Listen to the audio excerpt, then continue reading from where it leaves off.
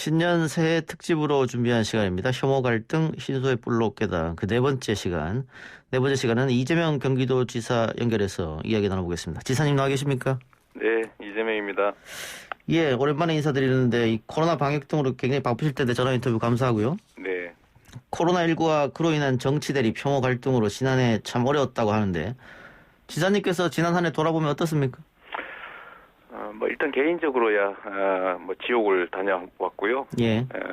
송사가 어쨌든 잘 정리돼서 다행인데 문제는 사회적으로 코로나19도 심각하고 특히 경기도 이로는 뭐 돼지 열병 문제도 있고요. 예.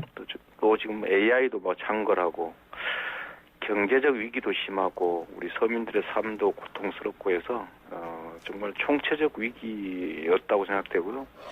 그게 지금도 계속되고 있어서 어쨌든 최선을 다하고 있습니다. 예. 코로나 때문에 많은 분들이 힘들어서 정부도 재정을 좀 집행해서 1차, 2차, 3차 국민 재난지원금을 하고 있는데 1차 때는 전 국민, 2차, 3차는 선별로 지급했습니다. 지사님께서는 꾸준하게 전 국민적으로 재난지원금을 지급해야 된다 이렇게 주장하고 계신데 역시 만일 4차 재난지원금이 나간다면 그것도 역시 전 국민으로 나가야 된다 이렇게 보고 계시는 거죠? 네, 좀 약간 지금 상황들을 좀 구분해서 봐야 됩니다. 예. 국가의 명령에 의해서 직접 피해를 입은 사람들이 있다면 그거는 도와주는 게 아니고 보상해야 맞습니다. 예. 예를 들면 전쟁 때 총알을 만들어야 되는데 은그릇 금그릇은 놔두고 녹그릇은 다 이제 징발했다 그러면 그거 뺏으면 안 되잖아요. 예. 그런 것처럼 그때는 적정한 보상을 하는 것처럼 우리가 코로나19 극복이라고 하는 이 전쟁을 치르는 데서 특정 영업자들한테 당신들은 영업하지 말라라고 명령해서 강제로 문을 닫았으면 예. 그건 보상함이 맞고요. 어쨌든 국회에서 여야 이견이 없이 보상 논의를 한다니까 이 영업이 제한된 자영업자들에 대한 피해는 이제 보상으로 해결하는 게 맞습니다. 예. 그 외에 코로나19라고 하는 특별한 상황 때문에 우리 국민 모두가 피해를 입고 있지 않습니까? 예. 그중에 또 일부가 더 많은 피해를 입고 있기도 합니다. 예. 그러니까 우리가 가능한 재원들을 한 번만 해야 된다면 저는 보편 지원을 하는 게 맞다고 보고요. 예. 보편 지원이 소득 지원 동시에 경제 활성화라고 하는 두 마리 토끼를 잡을 수가 있기 때문에 지역화폐로 보편 지급하는 게 맞다고 보여지고 여력이 있어서 여러 차례 할 수 있다면 적절히 피해 입은 데는 좀 더 많이 적은 피해를 입은 것은 보편적으로 이렇게 해야 된다고 생각하고 지금 현재로서는 1차는 보편 지원했고 2, 3차는 선별 지원을 했으니 이제는 다시 보편 지원을 할 때가 됐다고 보고요. 이유는 그렇습니다. 그러면 더 어려운 사람을 골라서 주지 왜 안 어려운 사람까지 굳이 주느냐 이렇게 얘기하신 분도 계시는데 일리 있는 지적이긴 합니다. 그런데 우리가 하나 생각해야 될 것은 여기서 이익 보거나 혜택 보는 사람은 극히 소수인데 예.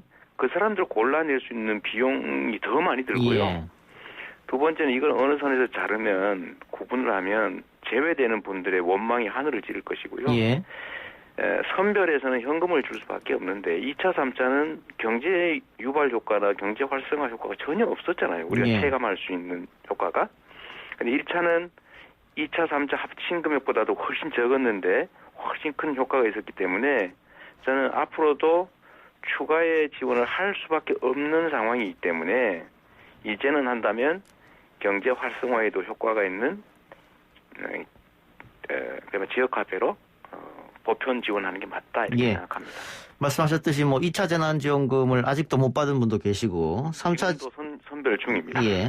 3차 재난지원금은 또 5인 이상 사업자들은 제외됐기 때문에 그런 것 때문에 말씀하신 것 같은데 방금 1차 재난지원금이 효과가 있었다 이렇게 말씀하셨습니다. 그리고 소상공인하고 자영업자들도 대부분의 소상공인 자영업자들이 선별로 주지 말고 모든 국민에 주라 이러고 있는데 그런데 지난번 한국개발연구원의 보고서에 의하면 1차 재난지원금이 소비로 쓰이는 건 30% 정도밖에 안 되고 나머지는 다 다른 데 썼더라 저축하거나 이런 보고서를 냈단 말이죠.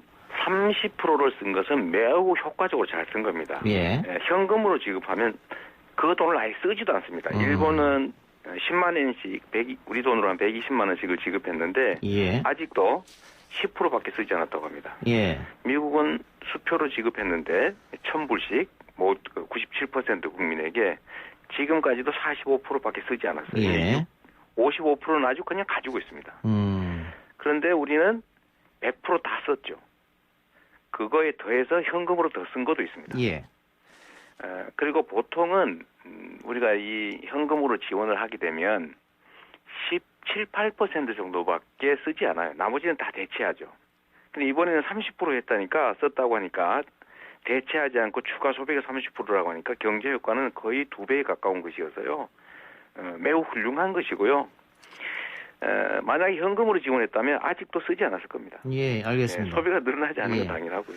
그 지사님 주장대로 전 국민 재난지원금을 지역화폐로 빠르게 지급을 하는 거에 대해서는 뭐 어려운 코로나19로 인해서 지급하는 것도 있지만 역시 소비 진작 효과도 있을 텐데 네. 한쪽에서는 코로나 사태가 아직 꺾이지가 않는데 전 국민 재난지원금을 주게 되면 사람들이 그 돈 쓰려고 다시 막 많이 나올 거 아니냐, 그러면 코로나가 더 심해질 거 아니냐, 이런 주장하고 있는 분들이 계세요. 재난지원금을 뭐 가구당 한 몇십만 원, 100만 원 정도 지급했다고 해서 이분들이 방역 수칙을 어기면서 코로나를 마구 옮기는 방식의 행동을 할 리가 없습니다. 예. 우리나라는 국민들이 협조했기 때문에 지금 1, 2, 3차 이렇게 훌륭하게 방어하고 있는 것이고요. 예. 정말 우리나라 국민들처럼 마스크 잘 쓰고 수칙 잘 지키는 국민이 전 세계에 없어요. 예. 근데 이분들한테 10만 원 또는 20만 원 지급하셨다고 해서 방역 수칙 어기면서 마구 이렇게 감염시킬 위험 행동을 할 거다라는 상상이 일단 문제고요. 예. 두 번째는 그럼 지금 현금으로 그 보편 지원한 것 이상의 선별 지원을 하고 있잖아요. 현금을 막 주고 있지 않습니까? 예. 그러면 그거는 안 쓸 겁니까? 예. 그것도 아니고요.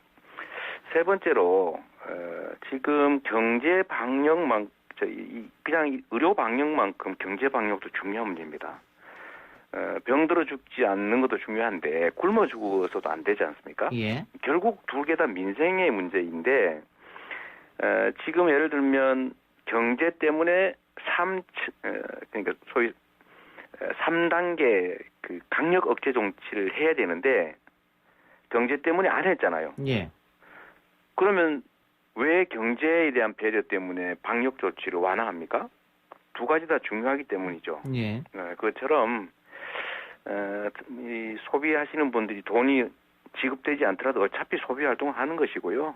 또 온라인 소비도 하고 동네 마트를 예를 들어 양파를 사러 지금도 가지 않습니까? 예. 가는 길에 쓰실 수 있는 돈을 지원한다고 해서 코로나가 더 악화된다라고 하는 것은 좀 어불성설에 가깝다는 생각이 들고요. 지금 현금으로 선별 지원하는 것은 괜찮고 지역화폐로 보편 지원하는 것은 코로나 방역에 해가 될 거다라는 것도 논리 모순이다. 이 말씀드리고 싶고요. 하나만 좀 추가하면 예. 지금 뭐 울산광역시나 전남 순천이나 부산의 뭐 각 구들이나 경기도의 시 같은 경우도 일부가 보편 지원을 하고 있거든요. 예. 근데 거기는 그렇다고 그러면 뭐 그 선별 지원이 장하게 이 보편 지원하는 게 코로나 방역에 위험이 없는 건 아니잖아요. 예. 근데 경기도만 가지고 문제 삼는 것도 좀 이상한 거죠. 사실. 예. 근데 지사님이 어떤 마음으로 이런 주장을 하시는 건 알겠습니다만, 근데 결국은 이 기재부 수장인 홍남기 부총리의 결정이 좀 클 텐데 계속해서 반대하고 있단 말이에요. 네. 제일 큰 이유는 이제 재정 건전성 말씀을 하신 거죠. 뭐 일리가 있습니다. 비단지고 살 수 있으면 제일 좋죠. 예. 그런데 지금 현재는 국가 부채를 늘리면서라도 재정 지출을 확대해야 된다는 게 세계 경제 기구들의 공통된 의견이고요. 예. IMF도 지금 또 한 번 공식 권고를 했습니다. 작년에도 많이 재정 적자를 통해서 국가 부채를 늘리면서까지 확대 재정을 운영했다면 지금도 계속 확대 재정을 운영해서 적자를 감수하고 가계 지원 또는 경제 활성화 정책을 할 때다라고 또 권하고 있습니다. 예. 작년 한 해에 세계적으로 재정 적자, 그러니까 세입보다도 더 많은 지출을 했는데 우리나라는 다른 나라보다 3분의 1 정도밖에 안 썼고요. 또 국가 부채 비율도 다른 나라에 비해서 3분의 1 정도를 조금 넘는 수준이어서 국가 부채가 늘어나는 전혀 문제가 없습니다. 전 세계에서 가계 부채 비율이 우리나라가 제일 높아요. 예. 우리나라가 가계에 대해서 국가가 지원하는 금액이 제일 작은 나라입니다. 그래서 결국 국민들이 쓸 돈이 없어서 부채가 마구 늘어나고 있잖아요. 전 세계 최고 수준으로. 예. 그러니까 지금은 국가 부채를 감수하고라도 1%를 감수하면 20조 원인데 1, 2% 늘린다고 해도 20조, 40조 늘린다고 해도 국가 부채에 전혀 문제 없습니다. 예. 대신에 경제 활성화 효과는 엄청나게 크겠죠. 전에 1차 재난지원금 13조 원 지급했을 때 효과를 한번 보십시오. 2달 이상 대목이었잖아요. 예. 근데 지금 만약에 1, 2% 정도 감소하면 가구당 200만 원, 300만 원 가까이 지급할 수 있는데 경제도 살고 개인의 고통도 줄일 수 있지 않냐 싶고요. 이게 하나만 더 추가하면 죄송한데요. 예. 지금 기초생활수급자로 지정되지도 못한 분들이 경기 그냥 드림센터라고 저희가 이제 먹을 게 없어서 훔쳐서 경찰에 잡혀가는 분들이 많기 때문에 그냥 드리는 사업을 하고 있는데 거기에 지금 줄을 서고 있습니다. 도민들께서. 예. 그리고 20대 여성들 자살률이 평소보다 지금 25%도 올라갔는데 이 경제적 어려움도 아마 한 몫을 하지 않겠어요. 그거 얼마나 안타까운 일입니까? 근데 이분들을 어떻게 선별해서 골라내서 지원할 겁니까? 그래서 이 사각지대 문제도 심각하기 때문에 재정적으로도 문제도 없고 전 세계의 재정 지출 추세에 좀 일부라도 우리가 좀 따라가면 좋겠다. 그런 말씀을 기재부 보고 한 번 더 드리고 싶습니다. 알겠습니다. 자, 학자들 중에는 그 미래의 기본소득을 대비해서 그 이번에 전국민 재난지원금이 아주 중요한 실험이 될 수도 있다 이런 주장을 하시는 분도 계시는데 어쨌든 기본소득제는 이 지사가 계속해서 주장해 왔던 건데 전화가 인터뷰가 종료되면 바로 또 나경원 전 의원과 인터뷰를 하겠습니다만 최근 나경원 전 의원이 서울시장 출마를 선언하면서 서울형 기본소득제를 도입하겠다 이렇게 공약을 내세웠거든요. 네. 그건 어떻게 좋게 보고 계시겠네요? 지금 국민의힘이 이제 제1정책으로 기본소득을 받아들이겠다라고 선언을 했습니다. 예. 그런데 이분들이 좀 특성이 있으세요. 예. 좀 진지하지 않고 이름은 좋은 거 베껴가는데 내용은 아닙니다. 그러니까 예를 들면 하위 50%만 지급하겠다. 그건 기본소득이 아니거든요. 나경원 출마하신다고 하니까 가급적이면 기본소득의 취지에 맞게 기본소득이 개인의 소득도 늘려주지만 더하기 경제정책으로 제대로 작동할 수 있도록 좀 진지하게 고민해 주시면 좋을 것 같고요. 주요 정책들을 정치적 책략으로 이제 이용은 하되 사실상 못 쓰게 만드는 그런 일이 없기를 진심으로 바랍니다. 알겠습니다. 이따가 제가 물어보죠. 네. 그 최근에 민주당 김종민 최고위원과 공방이 오갔는데 뭐 자세한 내용은 뭐 다들 아실 테니까요. 네, 또 다른 방송에서 언급하셨고 수요일 날 또 오늘 또 김종민 최고가 이재명 지사에 대해서 뭐 날선 발언을 내놨는데 그 정치계에서는 그 김종민 최고가 아무래도 그 친문계로 분류되다 보니까 대권 주자로 급부상한 이재명을 견제하려고 하는 거 아니냐 이런 주장이 있는데 거기 동의하세요 혹시? 그건 뭐 당이라고 하는 게 여러 의견들이 있지 않습니까? 예. 또 사람의 특성도 다양하고요. 친문이라는 색채를 가지신 분 중에 한 분이시고 전부가 아니고요. 예. 그다음에 그 당의 최고위원직을 가지고 있지만 당의 공식 입장이 아니라 최고위원직을 가진 한 개인 당원의 의견일 뿐이죠. 예. 경기도의 도정에 대해서 책임을 지고 있는 경기도의원 중에 민주당 소속 도의원분들은 이거 해야 된다고 저한테 공식적으로 제안했습니다. 예. 그 원내 지도부가 있잖아요, 거기도 경기도의회도. 그 다 상위에서 했으니까 거기가 오히려 더 민주당을 대표하고 있는 거죠.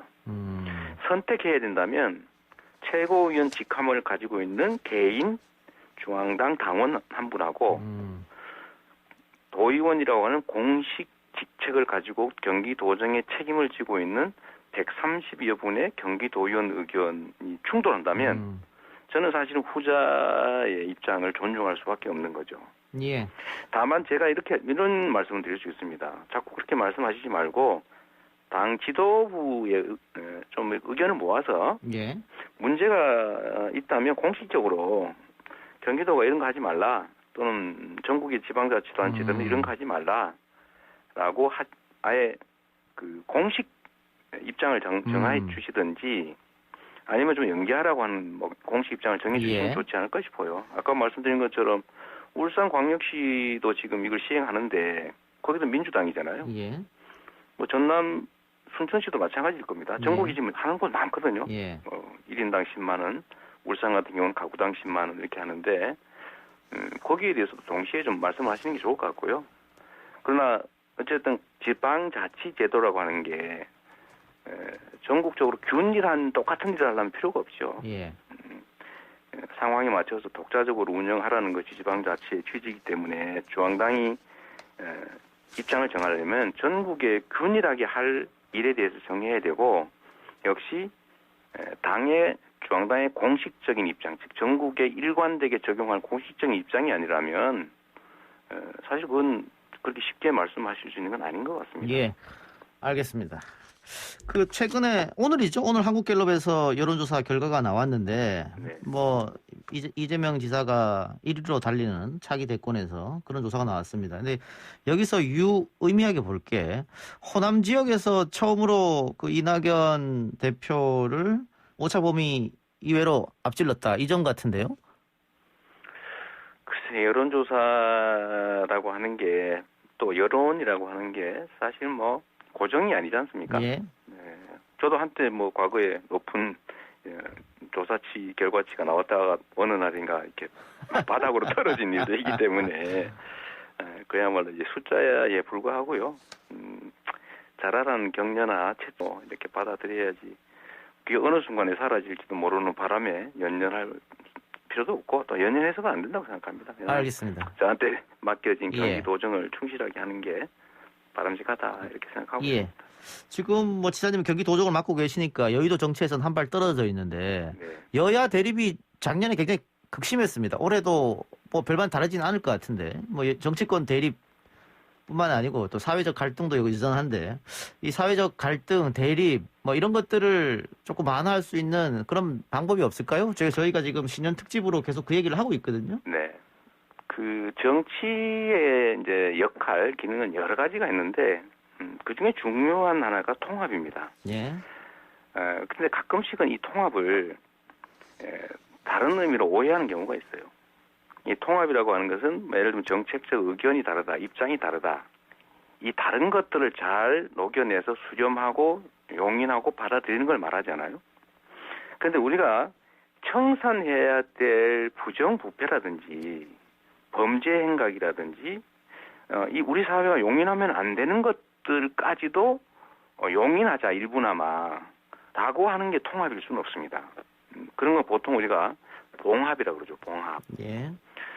그런데 예를 들면 부정부패라고 하는 것을 청산할 때 다른 사람들이 봤을 때 부정부패를 저지르면 저 엄벌을 받는구나. 예. 범죄를 저지르면 절대 안 되는구나. 난 하지 말아야지. 이렇게 생각하게 해야지. 이 범죄를 저질러도 힘세면 봐주는구나. 돈 많으면은 뭐 이렇게 어떻게 해가지고 해결할 수 있구나. 이렇게 생각한다면 그 사회가 유지가 될 수가 없잖아요. 예.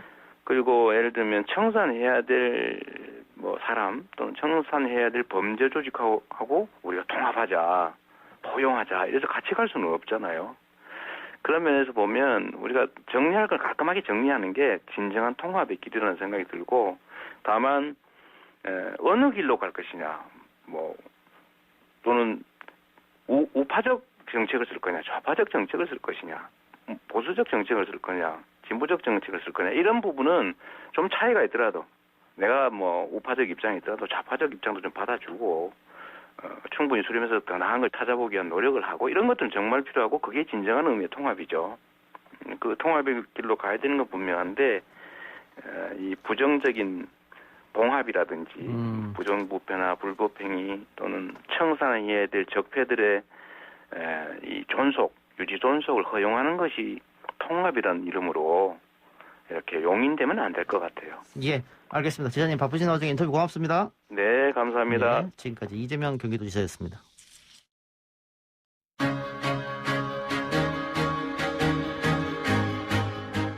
지금은 청취율 조사 기간입니다. 갑자기 걸려온 전화에 당황하실 수도 있을 텐데요.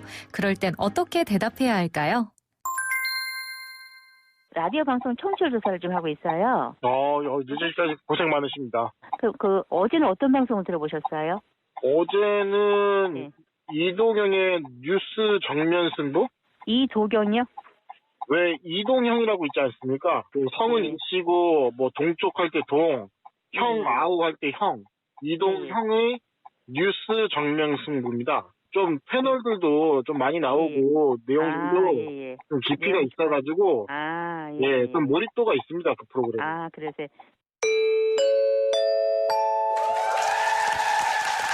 정말 잘하셨습니다. 이렇게 청취율 전화가 오면 이동혁의 뉴스 정면 승부, YTN 라디오 이동혁의 뉴스 정면 승부를 듣는다고 말씀해 주시면 됩니다.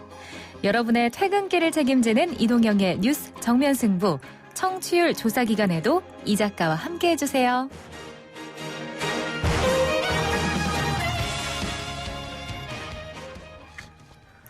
서울시장 재보궐선거 선거판이 뜨겁게 달아오르고 있습니다. 출마 선언문에서 독하게 섬세하게 해내겠다 이런 포부를 밝혔습니다. 서울시장 출마를 선언한 국민의힘 나경원 전 의원 전화로 연결해서 이야기 나눠봅니다. 의원님 나와 계십니까? 네, 안녕하십니까. 예, 일단 출마의 변부터 들어볼까요? 서울 시민들을 구해드리겠습니다. 제가 독하게 섬세하게라고 했는데요. 예. 지금 사실 정말 위기의 시대인 것 같아요. 예. 위기의 서울 아닌가 이렇게 생각을 합니다. 이제 한축으로는 코로나로 진짜 삶이 붕괴된 분들이 너무 많으시고요. 또 한축으로는 이제 부동산 대란이라고 하잖아요. 예. 정말 이사 가고 싶어도 이사 가지 못하는 그런 상황이 속속 발생하고 있습니다. 그래서 이 위기의 시정이다. 이번 시장은 위기의 시대에 시정을 하는 것이기 때문에 정말 강단 있는 리더십이 필요하고요. 결단력이 있어야 될 거고 또 한편으로는 이 탁상 행정해서는 안 되고 현장에 뛰어가서 정말 섬세하게 정책 실현해야 되지 않나 그런 생각입니다. 지금 그 방금 말씀하신 것처럼 선거 구호가 독하게 섬세하게 해내겠다 이런 것인데 이 네. 독하다는 말이 포지티브한 건 아니어서 별로 잘 안 쓰는 표현인데 이 표현을 쓰면서 출마를 밝히는 이유는 어디 있을까요? 그만큼 지금은 위기이다. 비상적 시기다. 비상적 상황이니까. 네, 말씀드리는 겁니다. 자, 오늘 어제 페이스북인가요? 박원순 서울시장의 성추행 관련해서 네, 예. 만일 내가 서울시장이 되면 대대적으로 감사를 하겠다. 이것도 공약의 일종 아니겠습니까? 네, 그렇죠. 그렇죠, 약속이니까요. 네, 국민들께 드리는 약속이니까. 자, 네. 이것하고 또 공약이 어떤 게 있었습니까? 대표 공약만 조금 말씀해 주시죠. 지금 이제 교육 이야기 했고요. 예. 25개구에 25개. 우리 우수 학군을 만들겠다라는 교육 공약 얘기했고요. 그다음에 이제 아무래도 이제 어제 선고도 있었지만 이런 부분에 대해서 우리 여성인권 침해분이 없도록 다시는 재발하지 않도록 시정에 있어서 이 부분에 대해서 재발 방지를 할 수 있는 시스템 만들겠다는 거고요. 또 하나는 최근에 이제 아동학대 이런 일도 많이 있습니다. 그래서 오늘 오전에도 사실은 아동보호기관을 다녀왔었는데요. 결국 보호기관의 공공성을 강화하는 공공화를 위한 예산 확보 또 우선 인력 배치 이런 것은 물론이고 실질적으로 이번에 정인양 사건도 보면 이게 여러 번 신고를 했는데 그 신고받은 기관 간의 어떤 정보가 공유되지 않는 부분이 있습니다. 그래서 이런 정보 축적제 이런 것도 했고요. 이 대표 공약을 말씀하라 그러시는데 이렇게 이제 교육 최근에 이슈되는 아동 보호, 인권 이런 말씀을 드렸고요. 또 부동산 공약도 역시 가장 큰 공약은 또 부동산 되지 않겠습니까? 제가 궁금한 게 이제 부동산 공약인데 아무래도 지금 서울 시민들이 부동산에 가장 민감하니까 그 전에 방금 제가 이재명 지사하고 인터뷰를 했는데 그 나경원 전 대표의 공약인 서울형 기본소득에 대해서 물어봤더니 무늬만 기본소득이다 이렇게 좀 평가절하하시던데. 네, 뭐 이제 기본소득 개념이 이재명 지사님하고 저하고 좀 다르니까 아마 그렇게 말씀하셨습니다. 근데 이 기본소득이라는 개념이 실질적으로 많이 다 이렇게 뭐 어디 개념 정립이 되어 있지 않아요. 그리고 뭐 정의당이 주장하는 기본소득이 지금 뭐 그걸 채택하는 나라는 전 세계 어디에도 없고요. 예. 결국 기본소득이라는 건 다른 것이 아니라 정말 인간이 인간답게 살 수 있는 최소한의 소득을 보장하는 것이 필요하다 이런 거라고 보고요. 예. 저는 그래서 절대비권을 퇴출하는 기본소득을 말씀을 드렸습니다. 그럼 저소득층을 대상으로 하시겠다 이 말씀이네요? 그렇죠. 최저생계비도 없는 그런 최저생계비도 없는 그런 서울 시민은 없도록 하겠다. 그래서 20만 가구 정도 될 것 같습니다. 그래서 이 서울형 기본소득을 적극적으로 도입하겠다는 말씀입니다. 뭐 20만 해당되는 가구에게 매달 어느 정도 금액을 지급하겠다 이런 생각이십니까? 네, 그렇습니다. 예. 자, 부동산 이야기 해주시죠. 어떤 정책을 갖고 계시는지. 부동산은 뭐 지금은 이제 뭐 후보들마다 경쟁적으로 내고, 그동안 뭐 부동산은 투기 수요로 인해서, 과열되는 것이다라고는 입장을 견지했던 정부조차도, 이제 뭐 부동산 공급책으로 정책 패러다임을 바꾼 것 아닌가 이렇게 보일 정도입니다. 다른 후보들도 다 공급 정책 얘기하시더라고요. 네, 그러니까 이제 이 정부는 뭐라고 했습니까? 공급이 문제가 아니라 투기 수요가 문제라고 했거든요. 근데 이제 드디어 뭐 24번을 쓰고도 안 되니까 이제 이제 획기적인 공급 정책을 내놓겠다고 했는데요. 결국 공급의 핵심은 이 민간이 집을 짓고 싶으면 짓게 해주는 게 핵심이잖아요. 그렇죠? 네, 그러면 이제 재개발, 재건축 제대로 활성화될 수 있도록 하는 것이다. 그럼 그건 뭐냐? 결국은 불필요한 규제 확 풀어주자는 것이고요. 그동안 뭐 용적률 부분, 용도지역 부분, 뭐 이런 부분, 층고 제한 부분을 저는 좀 확 제대로 풀어야 된다고 생각을 하고요. 그거는 거의 대동소이하다고 봅니다. 거기다 이제 플러스하면 이 재개발, 재건축 하려고 그러면 뭐 각종 심의가 많아요, 보니까. 그래서 이 심의를 원스톱으로 하겠다. 그래서 좀 심의 절차를 간소화하겠다. 이런 것도 하나의, 저의 핵심 공약이 될 것 같습니다. 그리고 또 하나, 가장 이거는 많은 이제 논의가 있을 텐데요. 분양가 상한제를 폐지하자. 결국 분양가 상한제가 일종의 재개발, 재건축을 막는 요인도 되고 또 그것이 부동산 시장을 과열시키는 요인도 된다라고 봅니다. 그래서 분양가 상한제를 폐지하고 다만 그것으로 인하여 너무 많이 얻는 개발 이익은 환수하는 제도도 좀 같이 해야 된다고 얘기를 하고요. 그것이 이제 한 축에 있어서 공급 확대라면 또 한 축에 있어서의 어떻게 보면 좀 더 시장이 원활하게 돌아갈 수 있는 지금 이제 매물이 꽁꽁 숨을 수밖에 없는 부분은 역시 세부담하고도 관련이 있잖아요. 그런 이야기 있잖아요. 팔자니 양도세, 사자니 취득세, 그다음에 정말 하자니 상속세라는 이야기처럼 세금 부담이 지금 엄청나게 늘어나고 있어요. 그렇죠? 네. 그래서 이 세부담을 좀 지자체장으로서 할 수 있는 부분에 줄여야 되겠는데 그거는 사실은 세금을 재산세를 깎아드리는 부분도 있을 거고요. 또 한 부분은 지금 정부가 공시가격을 무분별하게 지금 급격하게 인상을 하고 있어요. 그래서 이 부분에 대해서 이 서울시장의 동의를 받게 한다든지 이런 기타 방법으로 이 공시가격의 무분별한 인상을 좀 막자. 그것으로 인해서 각종 세부담을 좀 낮추는 것. 또 이게 사실은 건강보험료하고도 관련이 있잖아요. 그래서 그렇게 좀 해보려고 알겠습니다. 합니다. 대표님, 그런데 제가 이 이야기를 쭉 들어보니 지금 여러 가지 정책들은 장기 프로젝트로 가야 될 것 같은데 이번 서울시장은 1년밖에 안 되는데.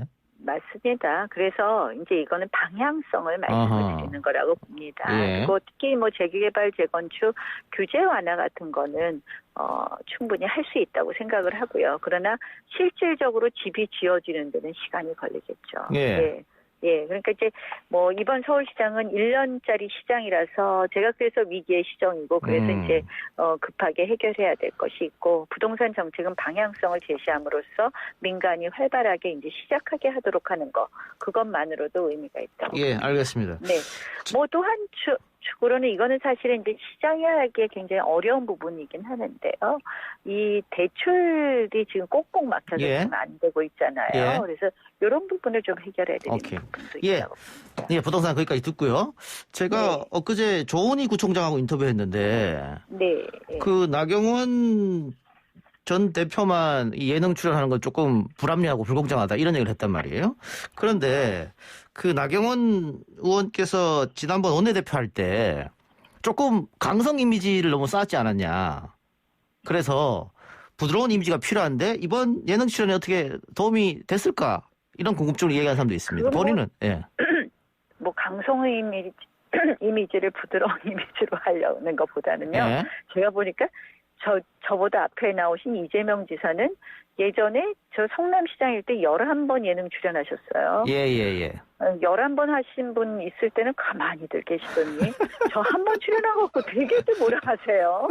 제가 보니까 이게 뭐 좀 이게 저 파급력이 있다고 보시는지 엄청 뭐라 하시는데 네. 이재명 지사는 11번 하셨어요. 11번. 네? 그래서 경기도지사 되셨다는 얘기도 있는데 그러니까 저는 이런 거예요. 그 원내대표 하는 동안은요 너무 바쁘다 보니까 국민들하고 소통을 오로지 텔레비전 박스에 갇힌 저의 몇 마디로밖에 소통을 못했어요. 예. 그렇잖아요. 뭐라 하면은 그거는 뭐 잘못됐습니다 하는 정말 15초, 20초 나오는 그 말씀으로만 소통을 했어요. 예. 그래서 저는 좀 이렇게 소통을 좀 다른 방법으로 좀 편하게 또 여러 가지 저의 그냥 본 모습을 좀 보여드리고 싶다 이런 생각이 있었고요. 그래서 사실은 뭐 그 전에도 가끔 섭외가 있었는데 제가 뭐 저희 또 가족들이 그렇게 협조적으로 남편이 그 현직에 있다 보니까 좀 잘 안 예. 하려고 하더라고요. 예. 이번에 딸이 하고 싶다 그래서 이제 저도 좀 저의 본 모습을 보여드리자 이런 거였고요. 뭐 그 판단은 시민들께서 또 그래요. 국민들께서 하실 거라고 알겠습니다. 예. 생각합니다. 네. 그 다른 언론사하고 인터뷰에서 그 단일화는 뭐 어떤 것이라도 받아들일 수 있다 이렇게 말씀하신 걸로 제가 알고 있는데 네. 예. 만일 안철수 대표가 입당이나 합당을 하게 되면 그렇게 해서 통틀어서 경선을 하면 안철수는 안철수 한 명인 것이고 국민의힘이 여러 주자가 나오면은 그러면 그 룰은 안철수한테 굉장히 유리한 룰 아닙니까? 그런데 그런 것도 받아들일 수 있다는 겁니까? 우리 일대다면은 꼭 안철수 후보가 유리하다. 저는 예. 꼭 그렇게도 생각 안 해요. 예. 그건 저는 제가 후보이고 룰이야 이제 공관위나 당 지도부가 결정하는 거기 때문에 제가 그 룰에 대해서는 말씀을 안 드리고요. 안철수 대표께서 이번에 나오시면서 다행히도 단일화에 대한 진정성을 가지고 있다고 어제도 또 말씀하셨으니까 한번 기다려보죠. 김종인 위원장이 3자 대결에도 이길 수 있다는데 혹시 그 말씀에 동의하십니까? 그거는 정치는 또 계속 변하는 거니까 제가 뭐라고 딱 잘라서 말씀은 드리기 어렵지만 예. 지금 이제 많은 시민들께서 이제 작년에 윤석열 총장을 막 찍어내려는 이 여권의 태도라든지 공수처를 일방적으로 또 법을 바꿔가면서 이 밀어붙이는 태도라든지 이런 걸 보고 이 정권의 이런 좀 독주에 대해서는 브레이크를 걸어야 된다. 이게 좀 시민들 마음이 조금 국민들 마음이 그런 마음이 많이 생기신 것 같아요. 예. 그래서 이제 그런 마음에 화답하기 위해서는 단일화는 필요하지 않느냐 이런 생각입니다. 단일화는 필요한데 필수 조건은 아니다 이렇게 들어도 됩니까? 꼭 그렇게까지 말씀하세요. 전 단일화는 필요하다는 입장을 견지하고 있습니다. 알겠습니다. 자, 네. 박근혜 전 대통령의 사면에 대해서는 어떤 생각을 갖고 계신지요?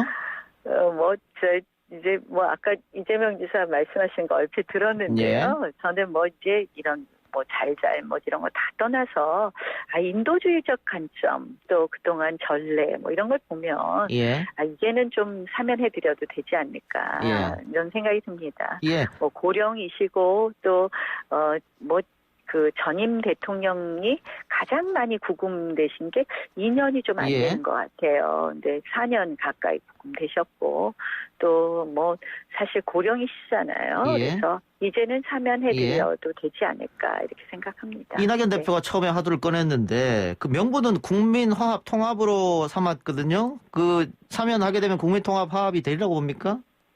뭐 사실은 그런 의미도 있으신 거죠. 근데 저는 조금 언짢은 것이 예. 이 사면을 여당 당대표께서 꺼내셨다는 건 결국 청와대하고 교감이 없는 시는 불가능할 하기는 것이다. 어려운 의제거든요. 예. 근데 그걸 갖고 뭐 자꾸 논란이 되고 이랬다 저랬다 하는 걸 보고 이게 뭐 선거로 이용을 하는 건지 아니면 우리 야권을 분열하려고 하는 건지 상당히 조금 불쾌합니다. 그래서 이런 부분에 대해서는 빨리 좀 정리를 해주시는 게 맞다. 청와대가 이제는 결단을 내리실 때가 맞다. 이렇게 생각합니다. 알겠습니다. 그 경선 직전에 한 번 더 연락드리겠습니다. 오늘 말씀 고맙습니다. 네, 고맙습니다. 예, 감사합니다. 네, 네. 지금까지 국민의힘 나경원 전 의원이었습니다.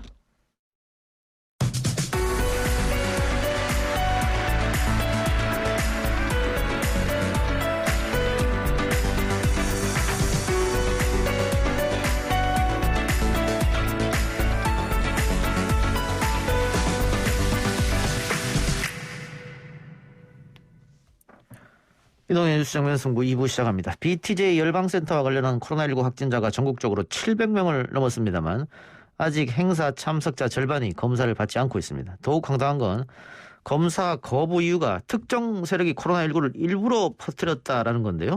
그 특정 세력의 중심에는 빌 게이츠가 있다고 믿고 있습니다. 황당무계한 소리인데도 이를 믿으면서 방역을 방해하고 있는 사람들. 도대체 왜 이런 건지 전문가로부터 들어봅니다. 현대종교 이사장인 탁지일 부산장신대 교수 연결되어 있습니다. 교수님. 안녕하십니까? 네, 안녕하십니까?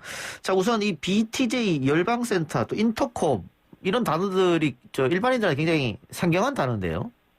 네. 인터콥은 그 개신교 계통의 해외 선교 단체인데요. 주로 이슬람권 선교에 관심을 갖고 활동해오는 것으로 알려져 있습니다. 예. 그리고 이 인터콥에 이번에 관련해서 이슈가 된 BTJ 열방센터는 이 인터콥 회원들의 훈련센터라고 할 수가 있는데요.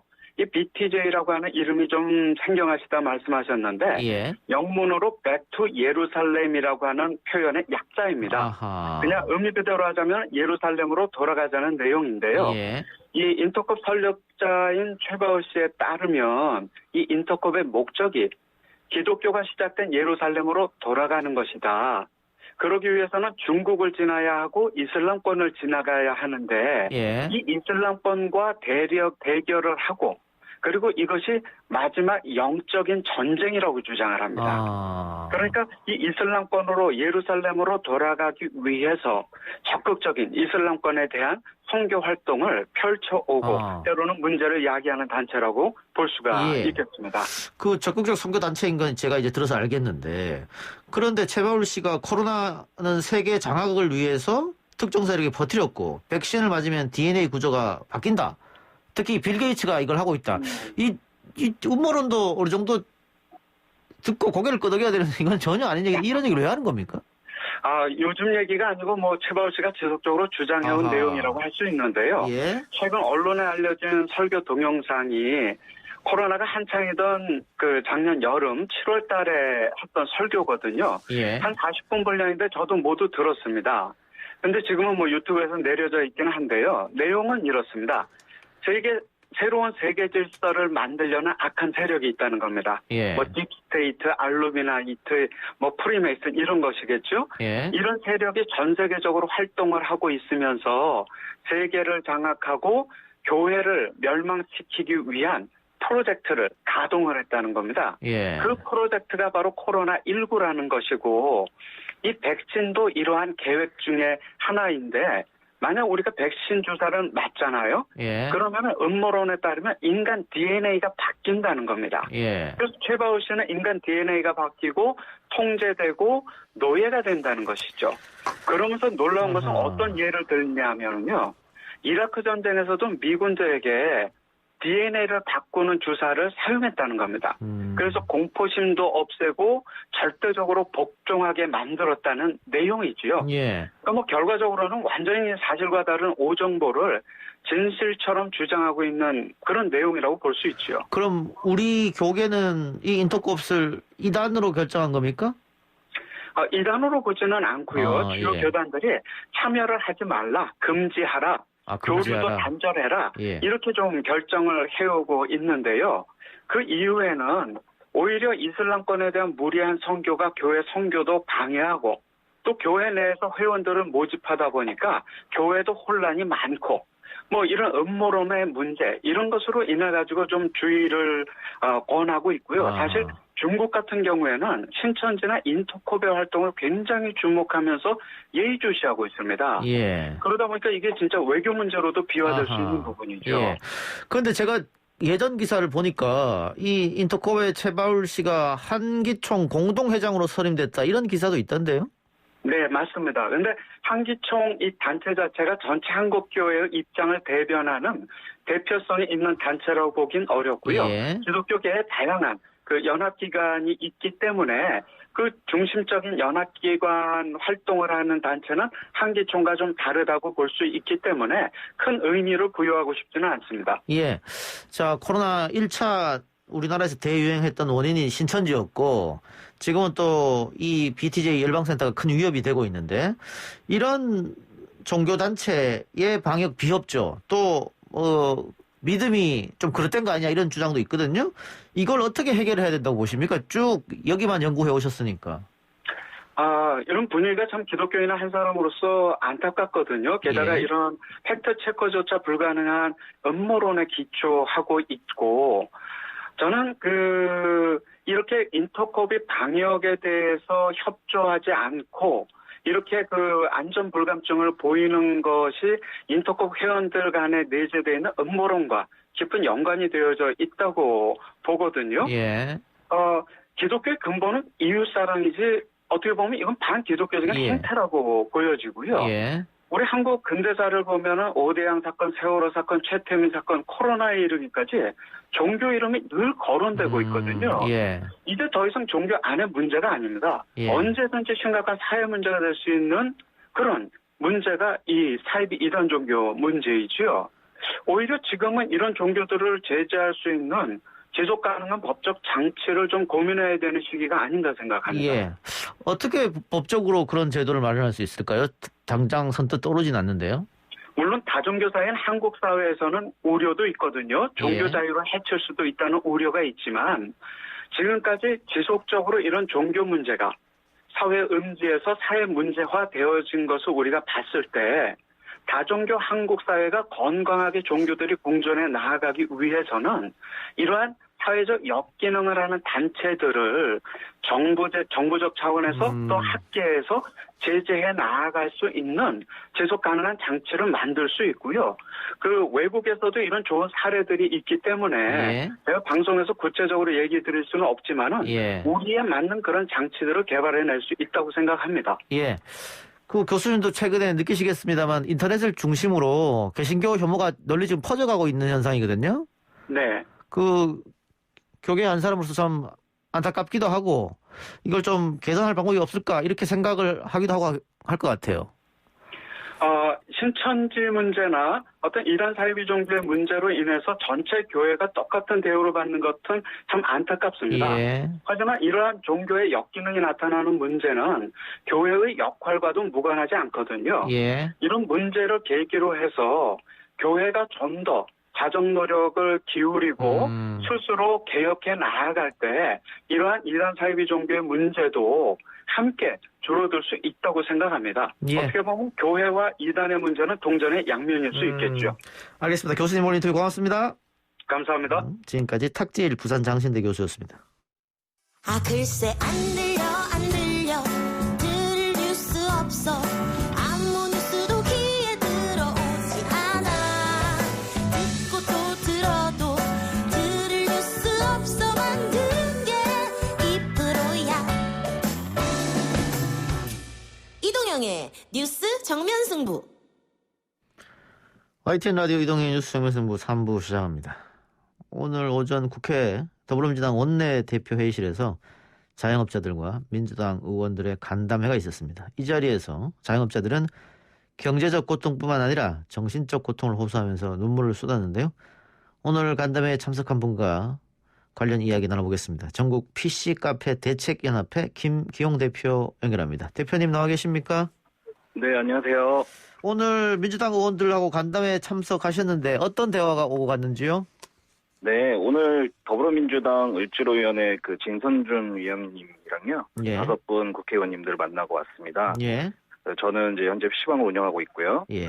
그리고 호프집 운영하는 사장님, 코인 노래방 운영하는 사장님, 카페, 베이커리 사장님들과 예. 코로나19 대응 자영업자 비상대책위원회를 만들었습니다. 예. 그래서 코로나로 지금 집합 제한과 집합 금지 때문에 어려움을 겪게 된 업종들이 보였는데요. 예. 저희가 국회의원님들께 드렸던 말씀은 좀 방역 기준을 합리적이고 형평성 있게 조정해달라는 얘기 드렸고요. 예. 피해 자영업자들에 대한 보상이 너무나 절실하다는 거, 예. 그 내용 가지고 간담회했습니다. 예. 자, 형평성 이야기는 어떤 말씀인지 알겠고요. 예, 예. 구체적으로 혹시 뭐 지금은 9시까지 금지고 뭐 예, 예. 5인 이상 못 모이고 이러는데 거기에 대해서도 말씀하셨나요? 예, 그 정확히 전달해드렸고요. 예. 그러니까 예를 들면 지금 어떠한 업종은 9시에 문을 못 열게 하고 예. 그 9시를 못 열게 하는 업종 중에서도 실제로 어떤 곳은 착석이 가능하고 어떠한 곳은 착석이 가능하지 그렇죠. 않는 예. 그런 부분들이 명확한 근거 기준이 없이 예. 무작정 따라라 이렇게 현재 내려와진 상태잖아요. 예. 그러니까 그 부분에 대해서 좀 명확한 근거를 좀 제시해달라는 말씀을 드렸고요.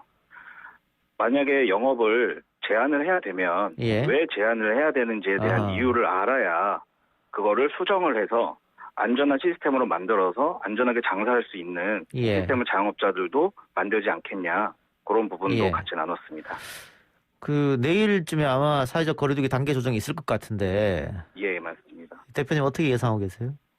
예상이 아니라 뭐 지금 오보인지는 모르겠지만 속보로 예. 현재 뭐 그대로 유지를 하고 일부 업종에 대해서만 제한을 푼다. 그리고 지금 뭐 9시 영업 제한이 뭐 10시에까지 뭐 1시간 늘려준다 뭐 이런 얘기들도 있는데요. 실질적으로 그렇게 만약에 진행이 된다고 한다면 자영업자들 입장에서는 납득하기가 참 어려워요. 그래요. 그러니까 현재까지 방역 협조를 요청을 하셨는데 예. 1년이 넘도록 자영업자들을 협조를 했어요. 안 한 게 아니잖아요. 예. 근데 이제는 버틸 수 있는 여력이 계신 분들이 없어요. 전무하다 보시면 되거든요. 예.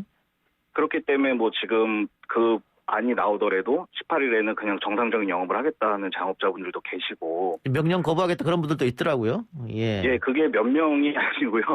많은 사장님들이 문을 열지 않으면 뭐 당장 다 죽게 생겼으니까 그 부분에 대해서 납득을 잘 못하시는 경우가 많죠. 말씀하신 대로 지금 1년째인데 예, 예. 주위에 더 이상 버티지 못하고 가게 정리하는 분들도 많이 계시죠? 폐업을 하시는 분들은 저희 입장에서는 폐업하시는 분들은 그나마 낫다는 표현을 씁니다. 예. 그 이유가 뭐냐면 폐업을 하고 싶어도요. 그 임대차 기간이 남아있는 동안에 저희가 폐업을 하게 되면요. 그 임대료는 그대로 저희 다 나가겠죠. 빚이에요. 예, 그리고 시설 투자한 업종 같은 경우는 보통 뭐 3억에서 5억 정도 시설 투자한 업종들 같은 경우는 폐업을 하게 되면 그걸 일시 상환을 해야 됩니다. 예. 그렇게 되면 일시 상환할 돈이 없기 때문에 마이너스 나고 계속 카드 돌려막기 하면서 하던 게 터진 게 지금 한 수개월 전부터 또 터진 거예요. 예. 그러니까 지금은 카드 돌려막을 카드가 없어요. 왜냐하면은 금융이라는 거는 한번 어긋나면 한번 신용이 떨어지면 회복이 안 되잖아요. 예. 지금 자영업자들의 80%가 신용 불량자라는 얘기까지도 나오고 있는 상황이고 너무 힘든 상황을 좀 저희는 오늘 강조를 했습니다. 그래요. 자영업 하시는 분들이 또 뭐 개인 한 명만 일이 아니고 또 딸린 식구들도 있고 하니까 직원들도 있고 많은 걱정이 되시겠죠. 오늘 간담회 하시면서 눈물 흘리셨던데 왜 그랬습니까? 제가 뭐 제 상황을 말씀드리면 제가 자영업을 하면서 처음에 이제 코로나에서 자영업자들이 마치 큰 문제인 것처럼 언론에 보도가 많이 됐었어요. 예. 근데 저희 아들이 이제 학교에서 이제 울면서 오는데 친구가 너네 아빠 장사하니까 넌 코로나를 옮기는 애라고 안 놀아준다는 거예요. 그래서 제가 너무 가슴이 아파서 너 왜 아빠 뭐 한다 그랬어? 그랬더니 아빠 PC방 한다고 했더니 애들이 PC방은 코로나 옮기는 곳이니까 제 근처에 가면 코로나 옮으면 우리 집에 피해 간다고 가까이 오지 말라 그랬다는 거예요. 예. 이게 제가 너무 가슴이 아프고 아직도. 그 말씀 하시면서 눈물 흘리셨군요. 예. 예, 왜냐면 아이한테 제가 거짓말을 시킵니다. 어디 가서 아빠 장사한단 말 하지 말라고. 예. 그리고 제 아들이 이제 초등학교 5학년이거든요. 그리고 예. 둘째가 이제 5살입니다. 저희 애가 셋인데 저희 아들들한테 계속 거짓말을. 왜냐면 아이들이 눈총을 받아요. 예. 그런 상황 때문에 가슴이 예, 아파서. 알겠습니다. 예. 예. 그 아이한테는 아빠의 직업이 자랑스러울 수도 있는 것인데 그렇게 그 또, 전까지는 예. 아이들도 이제 저희 PC방 와서 저희가 뭐 간식도 주고 그렇게 해서 아이들한테 항상 자랑했던 친구였는데 그러니까요. 예. 지금은 좀 참 상황이 가슴 아픈 상황입니다. 예. 뭐 우리 청취자분들도 아마 자영업자들의 눈물을 다들 공감하실 텐데요. 예. 그 오늘 뭐 여러 가지 안건을 민주당 의원들한테 전달했습니다마는 예. 아직 확정적이고 발표가 안 났으니까 내일 사회적 거리두기 조정 방안이 발표되면 어떤 걸 좀 바꿔서 시행했으면 하는 바람이십니까? 우선은 자영업자들은 정상 영업인 상황에서도 코로나로 인해서 개인 방역들을 하시잖아요, 국민들께서요. 예. 이미 한 50% 정도는 매출이 감소한 상황이에요. 예. 그래서 정상 영업을 한다고 해도 저희가 마이너스가 플러스로 될 거란 보장은 없거든요. 예. 그렇기 때문에 우선은 정상 영업이 가장 간절하고요. 예. 현재 시스템에서 안전한 업종들 같은 경우가 있어요. 방역을 철저하게 잘 지키고 방역 시스템을 잘 구축해 놓은 업종들이 있거든요. 그런 업종들은 좀 실태 조사를 통해서 예. 어떠한 부분이 잘 되고 있고 어떠한 부분이 안 되는지를 찝어주면 자영업자들 같은 경우는 장사를 해야 되기 때문에 그런 거에는 항상 협조적이었습니다. 그 방역 당국의 조치 같은 거는 우리가 철저히 준비하고 따를 테니까 어느 정도 풀어달라 이 말씀이네요. 쉽게 말씀드리면. 정상 영업을 일단 가장 간절하고요. 예. 그 방역 시스템에 관해서 항상 의논을 하고 같이 예. 협약을 하면서 예. 뭐 단계별로 필요하면 저희가 이제 이런 공동 대표단들이 있으니 그 대표단들과 협의를 해서 결정했으면 하는 바람입니다. 예. 3차 재난지원금은 선별로 지급하기로 했고 혹시 4차 네. 재난지원금에 대해서는 선별이나 네. 보편이냐 여기에 대해서 혹시 어떤 의견이 있으십니까? 보편 지원제가 정말 좋습니다. 어허. 전 국민들에게 다 보편적으로 지원한다는 건 너무 좋고요. 예. 근데 저희가 왜 이제 핀셋 지원금을 얘기를 말씀드리는 이유는 현재까지 보편적으로 다 재난지원금을 주셨잖아요. 예. 근데 자영업자들 같은 경우는 그걸 통해서 사실은 어떠한 회복도 없었고요. 예. 그것이 그 보편적으로 지원을 한다고 해서 자영업자 입장에서는 그 지원금으로 경제가 살아난다고 생각을 하고 있지 않습니다. 선별로 지급받았을 때? 보편적으로 했을 경우에요. 전 국민한테 그러니까, 줬을 때요? 예. 그러니까 선별적으로 지원을 해서 일단 지금 죽어가고 지금 회복이 불가능한 곳들이 있잖아요. 예. 그런 업종별로 그거를 분류를 해서 예. 선별적일 때가 있고 보편적일 때가 있는데 예. 그동안은 보편적으로 지원을 해왔으니 그걸로도 해결이 안 된 업종들 같은 경우는 선별적으로 지원을 해야 되는 시점이 아닌가 알겠습니다. 그런 생각을 갖고 있습니다. 예, 좀 힘내시길 바라고요. 예, 오늘 인터뷰 고맙습니다. 네 감사합니다. 지금까지 전국 PC 카페 대책연합회 김기영 대표였습니다.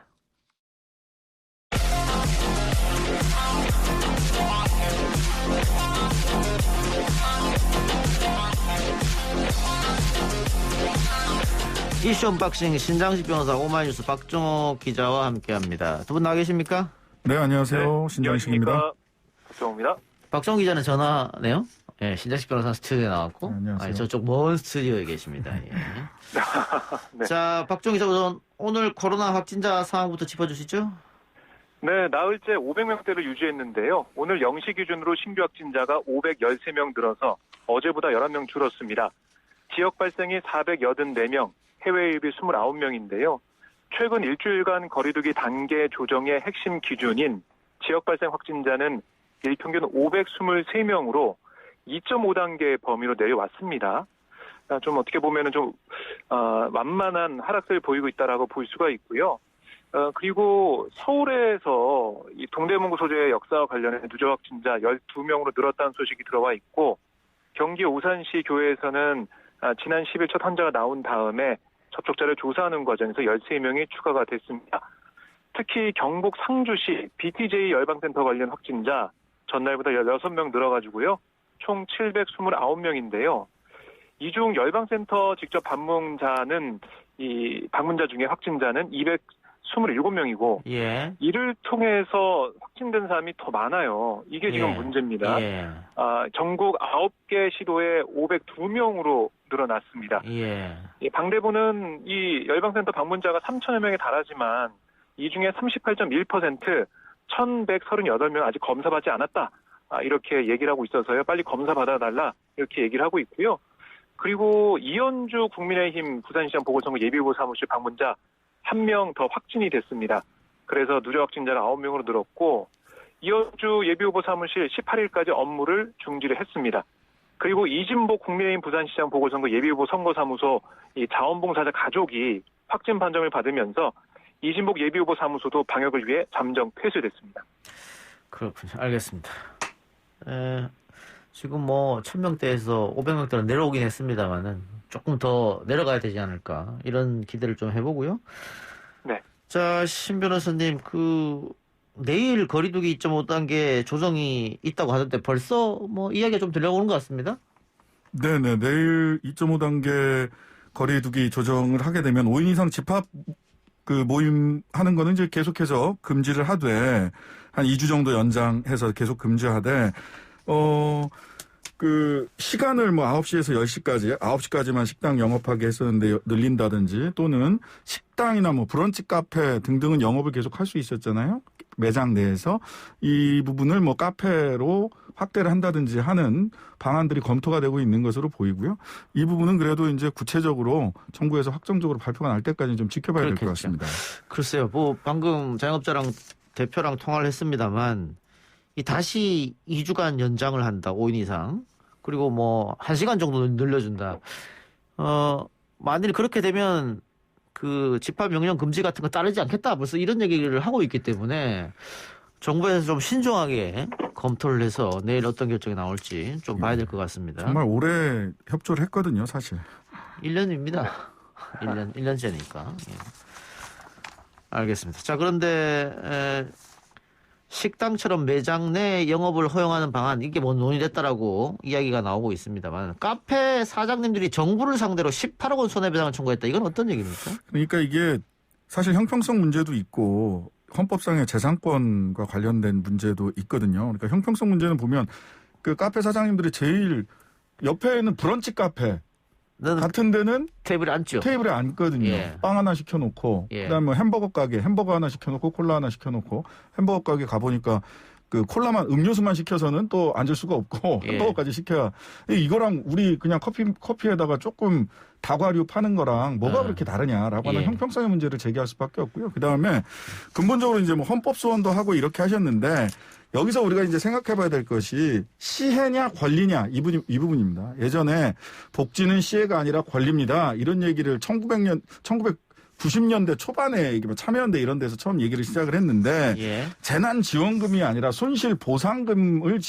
지급해야 되는 거 아니냐. 헌법상에 합법적으로 재산권 행사를 제약할 수는 있지만 정당한 보상해야 된다라고 하는 헌법상의 조항이 있기 때문에 이런 거로 봤을 때 우리가 이제 더 이상 시혜의 대상이 아니라 손실보상, 이제 보상이라고 하는 것은 합법적 행위를 하더라도 여기에 재산권에 침해가 있으면 돈 정당하게 보상해라라고 하는 거거든요. 손해배상은 잘못된 행위에 대해서 이것을 피해를 회복해 주는 거고 국가는 합법적으로 제대로 일을 했어. 하지만 그로 인해서 발생한 우리의 손실도 국가에서 보상해 줘라고 하는 요구인 거죠.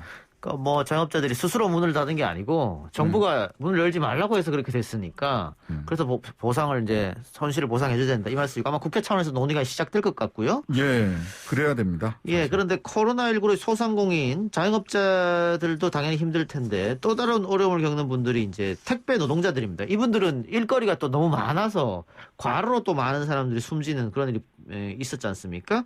근데 또 설명절이 다가오고 있단 말이에요. 더 아마 과로 문제가 심각할 것 같은데 지난해 연말 과로사 대책이 발표는 됐습니다만 달라진 점이 없다 이런 얘기가 들립니다. 그래서 실질적 합의가 이루어지지 않으면 총파업에 돌입하겠다 이렇게 택배 노동자들이 밝혔다면서요? 네, 그렇습니다. 전국 택배 노동조합은 오늘 오전에 사회적 총파업 선포 기자회견을 열었습니다. 여기서 밝힌 내용이 설 명절 특수기 전까지 사회적 합의기구에서 대책이 합의되고 즉시 시행되지 않으면 총파업에 돌입할 수밖에 없다라는 얘기거든요. 그러니까 택배사들이 과로사 대책을 지난해 발표를 했잖아요. 그 이후에도 5명의 택배 노동자들이 쓰러졌고 그중에 1명의 과로사를 했습니다. 그래서 오는 19일로 예정된 사회적 합의 기구에서 합의가 이뤄지지 않으면 20일과 21일 조합원 쟁의 행위 찬반 투표를 진행하겠다는 거고 이 대책이 마련되지 않으면은 뭐 눈에 뻔히 보인다는 거죠. 계속해서 택배 노동자들이 쓰러지는, 그러니까 피해를 불보듯 뻔한 일로 생각할 수밖에 없다는 거고, 그러니까 요구하는 부분이 이런 겁니다. 분류인력 투입과 그에 따른 비용을 택배사가 전액 부담해달라. 또 야간 배송 중단과 지연 배송 허용, 택배 요금 정상화 등을 요구하고 있는데 이런 합의가 실질적으로 이루어지지 않으면 이번 총파업에 CJ 대한통운, 우체국 택배, 한진택배, 롯데택배, 노젠택배 등 5개의 택시사 소속 전국 택배노조 조합원 5,500여 명이 파업을 하겠다 이렇게 얘기한 겁니다. 신 변호사님. 네네. 계속해서 사망자가 속출했을 때는 정부도 그렇고 택배업체도 그렇고 대책을 내놓고 지키겠다 그랬단 말이죠. 근데 이런 것들이 잘 안 지켜졌나 보죠? 잘 안 지켜졌어요. 그러니까 롯데택배나 한진택배 같은 경우 특히 이제 문제가 되는 게 두 가지인데 하나는 분류 작업하는 거하고 그다음에 네. 심야 배송 너무 늦게까지 일하는 거 이 부분인데 예. 롯데나 한진택배가 롯데는 60명, 한진은 200명 정도 분류 기사를 투입을 하겠다. 분류 인력. 근데 그 택배노조에서 얘기한 바로 따르면 택배노조 조사에 따르면 단 한 명도 투입되지 않았다는 겁니다. 예. 그렇게 사회적 신뢰가 이제 무너졌고 이 사회적 합의기구에서 나왔던 게 택배회사의 선의에만 의존하던 거라서 실은 예. 지난 1월 8일 날 생활물류 서비스산업 발전법 즉 세칭 택배기사 과로사 방지법이라는 게 예. 제정이 됐어요. 근데 예. 문제는 저는 이게 국회에서 조금 더 분명하게 갔어야 되는데 택배 노동자들을 화물의 집화, 배송 등 업무에 종사하는 사람이다. 이렇게 정의를 했어요. 근데 여기 등이 있지 않습니까? 등. 예. 이 등에 분류 작업이 포함되느냐, 포함되지 않느냐. 즉, 분류 작업을 택배 회사가 확실하게 해야 되는 거냐. 아니면 택배 기사한테 이 분류 작업을 밀어도 되느냐를 등이라는 말 뒤로 숨어버렸어요. 깔끔하게 정리를 안 해놓은 거예요. 예. 그래서 요결 분류 작업도 택배 회사에서 하는 거다라고 하는 것을 좀 법안에서 깔끔하게 정리를 했으면 그저 선의에 의존해 택배 회사의 선의에 의존하는 합의가 아니라 법률에 의해서 충분히 강제할 수 있었는데 이걸 등 뒤로 국회의원들이 좀 숨었다. 이런 좀 아쉬움이 좀 남습니다, 사실. 그렇군요. 알겠습니다. 다른 이야기 또 좀 넘어가 봅시다. 어제 박근혜 전 대통령에 대한 국정농단 사태 유죄가 최종 확정된 날이었는데 또 다른 박근혜 정부 때 있었던 사건의 재판이 있었습니다. 박정 기자님? 그렇습니다. 이 사건은 이른바 비선 실세가 국정에 개입했다는 의혹이 확산하는 계기가 된 거죠. 2014년에 이 세계일보가 단독 보도를 하면서 이 전국을 뒤흔들었던 그런 사건입니다. 예. 그러니까 이게 이 조응천 그리고 박관천 이 두 사람이 2013년 6월부터 2015년 1월까지 이 정윤회 씨의 국정 개입 의혹을 담은 문서 등 청와대 내부 문건 17건을 박근혜 전 대통령의 친동생 박지만 씨 측에 수시로 건넨 혐의 등을 재판을 받아왔습니다. 예. 그래서 어제 대법원을 통해서 전단된 문건은 원본 파일을 추가로 출력하거나 복사한 것이어서 대통령 기록물 관리법 위반으로 보실 수 없다. 이런 취지로 판시가 나왔고요. 다만 재판부는 유출 문건 17건 중 이른바 정윤회 문건 유출 행위는 공무상 비밀 누설로 인정을 했어요. 예. 그래서 박관천 전 행정관의 이 공무상 비밀 누설 혐의 2심과 마찬가지로 유죄로 판단돼서 박 전 행정관은 징역 8개월에 집행유예 2년이 확정됐고요. 문건 유출 행위는 박 전 행정관의 단독 범행으로 결론이 나면서 같은 혐의로 기소된 전 청와대 공직기관 비서관 조응천 민주당 의원은 무죄를 선고받았습니다. 예. 박근혜 전 대통령이 2017년도에 탄핵이 됐었는데 지금 이 사건은 2014년 11월에 있었단 말이죠. 그렇다면 만일 이때 그 언론 의혹 보도에 대해서 제대로 검경 수사가 이루어졌다면 그때 국정농단이 드러나지 않았겠느냐. 근데 당시 박근혜 전 대통령이 가이드라인을 내렸지 않습니까? 예. 그리고 검경이 여기에 충실히 따랐고. 그 박근혜 대통령이 그때 찌라시에서 나오는 이야기에 나라 전체가 흔들린다는 것은 그게 부끄러운 일이다 이렇게 얘기를 하면서 유출 행위 자체에 대해서 굉장히 그 엄하게 다스려야 된다. 예. 그 국기문란 행위다 예. 이렇게 얘기를 했었죠. 근데 그 당시에 이렇게 보도됐던 내용들이 미리 좀 제대로 좀 수사가 되고 보도가 후속 보도가 이어졌다면 실은 이런 국정농단 사태까지 탄핵까지 가지 않을 수도 있었죠. 아하. 그러니까 빨간 신호등이 불이 깜빡깜빡 켜지고 있는데 신호등을 부셔버린 거죠. 예. 사실상. 그러니까 이게 이제 문건 내용 진위보다 유출 의혹에 대한 수사가 정말 강도 높게 진행이 됐습니다. 그렇죠. 예. 저도 그 당시에 세계일보 앞에서 검찰이 곧 압수수색 할 거니까 세계일보 기자들이 본사로 그 사옥으로 들어가고 그런 상황에서 저도 그 앞에 가서 그 현장을 지켜보면서 검찰이 정말 오나 안 오나 봤었는데 결국 오지 않았지만 그만큼 이 보도 내용을 포함해서 그러니까 언론의 재갈 물리기라는 그런 면도 있고 그다음에 사건의 진실이나 아니면은 어떤 중요한 알맹이보다 그 겉의 모습들 이게 어떻게 유출된 거냐 여기에만 집중해서 이걸 수사했던 모습들 검찰의 그런 행위들이 아직도 저도 기억이 나고요. 예. 그 당시에 2015년 1월 유상범 서울중앙지검 3차장 검사 지금 국민의힘 국회의원이죠. 맞습니다. 예. 네, 그때 수사해가지고 수사 결과 발표한 내용을 보면 청와대 내부 문건은 신뢰할 만한 근거가 없는 상태에서 풍문을 과장하고 짜깁기 한 것이다. 이번 수사가 찌라시나 근거 없는 풍설을 무분별하게 확대 재생산하는 잘못된 풍토를 돌아보고 시정할 수 있는 계기가 되길 기대한다. 이런 수사 결과 발표했어요. 네. 근데 이게 박근혜 전 대통령 당시 박 대통령의 말을 그대로 검찰이 받아서 수사 결과를 내놓은 거랑은 진배가 없습니다. 진배가 다를 게 없습니다. 그러니까 박근혜 전 대통령의 가이드라인을 수사팀에서 그대로 받아서 결과를 발표했다 이 말씀이잖아요. 그렇습니다. 이게 과거에 90년대 또 92년 대선 직전에 터진 초원 복국집 사건이 생각나는데 그때도 야당 관계자가 이거를 녹취하고 터뜨렸습니다. 그래서 굉장히 중요한 거죠. 부정선거를 기획했기 때문에 공무원들이. 그런데 갑자기 언론과 우리 정부는 이거는 부정선거 기획이 중요한 게 아니고 불법적으로 도청한 게 중요한 거다. 이렇게 물타기를 시도해서 그게 먹혔고 이번에도 이 사건 같은 경우도 결국은 문건 내용이 중요한 게 아니고 누가 유출을 했느냐. 유출이 크다. 이런 걸로 몰고 와서 결국 또 성공했다 이렇게 보여집니다. 결국 이제 공무상 비밀 누설죄가 인정이 돼서 박관천 씨 같은 경우는 집행유예를 받았는데 사실 대법원 판례상 공무상 비밀이라는 게 뭐냐라고 하면 정부나 공무소 또는 국민이 객관적 일반적 입장에서 외부에 알려지는 것에 상당한 이익이 알려지는 게 상당한 이익이 있는 사항이다. 그러니까 외부에 알려지면 안 되는 사항이다라고 하는 건데 실제로 얘기가 됐던 게 청와대 비서실장 교체설 등 관련 정윤회 측 동향 이런 거였거든요. 근데 이게 외부에 알려지는 거, 외부에 알려지면 국가가 굉장히 힘들어지는 거냐, 무슨 공무서에 이익이 있는 거냐, 그게 침해돼 갖고 매우 어려워지는 일이냐, 이게 공무상 비밀에 속하느냐, 이런 부분들은 한 번 더 저는 따져봤어야 된다고 생각을 합니다. 너무 쉽게 이 문건 자체가 공무상 비밀에 속한다라고 판결한 것은 아닌지 이 부분은 한번 따져봐야 된다. 예. 어쨌든 조홍천 의원은 무죄를 받았고 박관천 전 경정은 집행유예. 뭐 어쨌든 실형이지 않습니까? 이게 이제 그 대상이 된 게 실형이 나온 이유가 조홍천 의원이랑 박관천 전 경정이 상의했던 게 있고 박관천 경정이 혼자서 단독으로 했던 게 있는데 이 단독으로 했던 부분에 대해서만 유죄 판결이 난 겁니다. 예.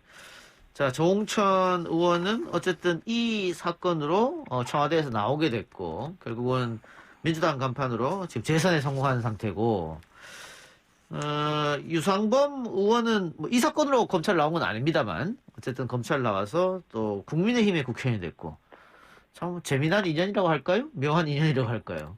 그렇게 해서 지금 여야로 나눠져 있네요. 알겠습니다. 자, 오늘은 이 조홍천, 박관천 재판 얘기까지 해보고 해봤고 마치도록 하겠습니다. 두 분 말씀 오늘 고맙습니다. 네, 감사합니다. 고맙습니다.